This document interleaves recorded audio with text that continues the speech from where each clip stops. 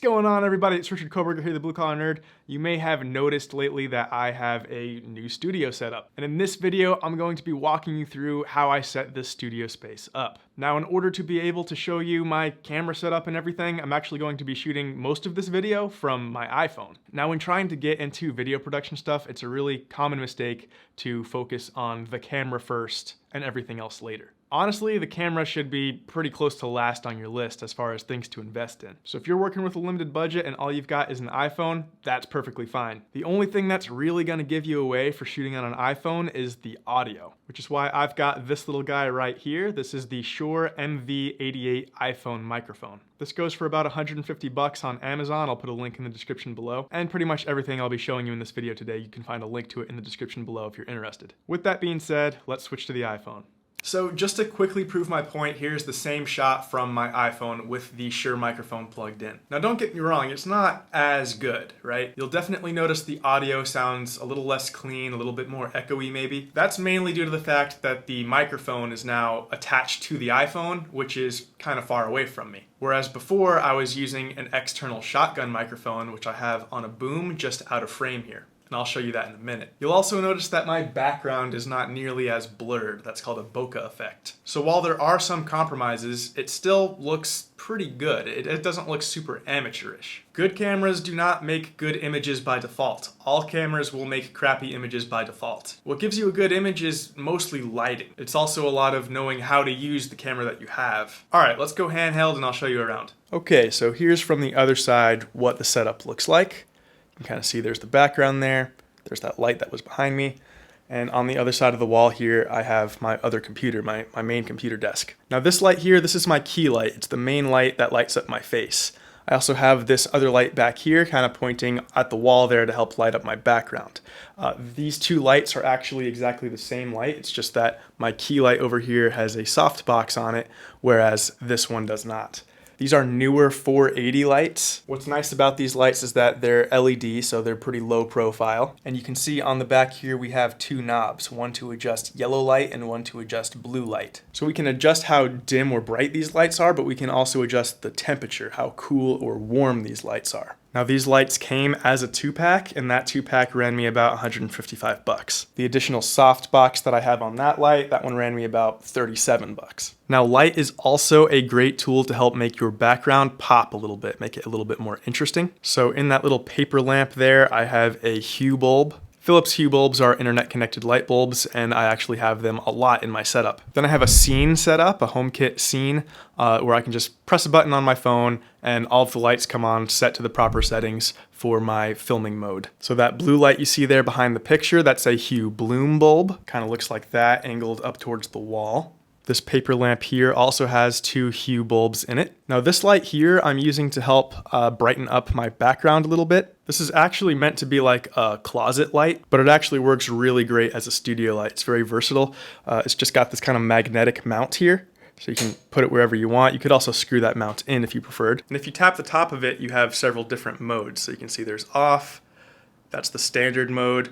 Then we can go just white light, just orange light, which is actually the mode that I use for my background, and this strobe version, which we would never use, but there it is. It's also dimmable. If I were to hold down on the top, it would adjust how bright or dim the light is. And you can see I have it plugged in here. It's actually a battery powered light, but I'm just bad at managing batteries. If you look at the first release notes video that I did in this studio, you'll see that my background gets darker as the video goes on. That's because of this guy. This guy was dying and it just got dimmer and dimmer as the video went on. So after seeing that in editing, I was like, you know what, I'm just gonna leave it plugged in so I don't have to deal with that anymore. Now here is the camera I'm using. I'm using a Canon M50 mirrorless camera. If you buy it with the kit lens, the lens that comes with it, it's about a $600 camera, or if you buy just the body and you have your own lens already, that'll run you about $579. If you're new to the world of cameras, that might sound expensive, but that's actually very much on the low end. Now this lens that I have on here, this is not the kit lens. This is an upgrade lens that I purchased. That is the Sigma 16mm f1.4 lens. What I really like about this lens is that f1.4. That is the f-stop, which is a measure of the aperture, and the aperture is what allows light through the camera and onto the camera sensor. The lower the f-stop, the bigger the aperture, meaning more light gets through. That's helpful in two ways. One is that it means I can use a lower ISO. ISO is basically something that artificially brightens the image, but it also makes the image grainier. Lower f-stop also means greater bokeh effect, which is that blurred background effect. I like that look, that's the look I was going for, and so I wanted a lens with a low f-stop. Now this is a prime lens, meaning it does not zoom. 16 millimeters is the focal length, you cannot zoom it. So if you need to adjust your frame, you have to physically move the camera. Now I also have the kit lens, it's sitting right here in my background, and I'll show you that one when I switch back to my main camera. Now if you were going to invest in this Canon M50 camera, one accessory that I would highly recommend purchasing is one of these right here. This is a dummy battery. It's very light and kind of plasticky compared to the regular batteries, but you put this in and then there's this hole at the bottom that you plug in that AC adapter to. That allows you to send constant power to the camera instead of using batteries. The battery life on this camera leaves much to be desired, and when I was just using regular batteries, it used to drive me crazy because I couldn't get through one filming session without swapping out batteries. And there was always just this constant anxiety of, do I have the batteries with me? Am I gonna be able to film? So this little dummy battery with the AC adapter has been a game changer for me. Now attached to my camera is this guy right here. This is the Rode Videomic Pro Plus. This is kind of an expensive microphone. It usually runs about $300, but if you're going to invest in an external microphone, I highly recommend this one. The main thing I really love about this one is that it turns on and off automatically when you turn the camera on and off. Not all of them do that. So with a cheaper microphone, it's really just a matter of time before one day you shoot your video, you load it into the computer, you go to do your editing, and then there's no sound. And that'll be because you forgot to turn on the microphone separately. So for me, just to avoid that heartbreaking scenario, this is very much worth it. Now, just like all cameras look bad by default, all microphones sound bad by default. You can get really great sound out of a cheaper microphone. The main factor is how close is the microphone to your mouth, which is why instead of having this mounted on the camera itself, which I could do, I actually have it on this boom mount. This boom mount was like 15 bucks, pretty cheap. And that way I'm able to keep it just out of frame, pointed at my chin/chest area. For a shotgun mic, that's usually the positioning that's gonna give you the best sound.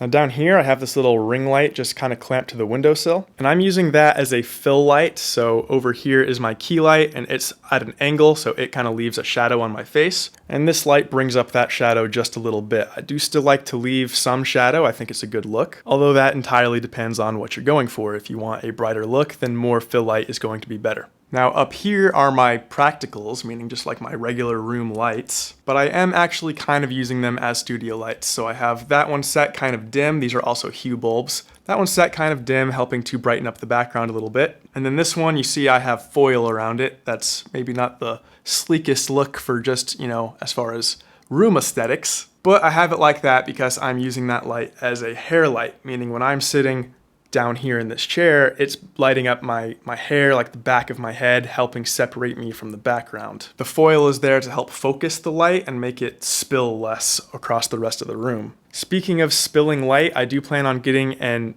egg crate or a honeycomb for this key light. I'll put a picture of what one of those looks like up on the screen. What those do is help focus the light so that it doesn't spill into areas where you're not intending it to go. Right now, that light is spilling onto my background and giving me shadows that I'd rather not have. Now for my windows, I've also installed these blackout curtains. However, if you are just getting started and you do not want to invest money into a good lighting setup, then the sun is actually going to be your best friend. Sitting next to a window with indirect sunlight is great soft light. It achieves this, but even better. The bigger the light source, the softer it is. So a window is effectively a light that's all of this space instead of just this little space. The only downside to using the sun as your light source is that you cannot control it. Other than that fact, it's the best studio light around. By the way, I'm sure a lot of people wonder what this is in my background. This is an Oculus Quest, a virtual reality headset, and I have it on this little stand that's RGB, it changes colors. I might eventually move that elsewhere, but that's where it is for now. All right, that's the setup. Let's switch back to the main camera. All right, back on the main camera here, and I want to show off my filming mode automation I was talking about. So a lot of these lights are hue bulbs like I talked about, so they're internet connected, and then I have the main studio lights, those panel lights, connected to Wemo switches. Those are basically little boxes that you plug into your outlet, and then the outlet itself is internet connected and you control when power is going through it. So I'm going to turn off filming mode here. As you can see, a bit of a different look. Now there are two lights that I cannot automate. That is that little ring light that I had clamped to the windowsill. That's my fill light. You can see my hand kind of making a shadow here. And that pole light that was meant for closets. Can't automate those because if I plugged them into a Wemo switch, it wouldn't work. You have to press the button to turn them on. They're not controlled by when power is being sent to them, which is fine. It doesn't chop my ass at all. Anyways, let me stop talking to you in the dark. I'm gonna turn filming mode back on.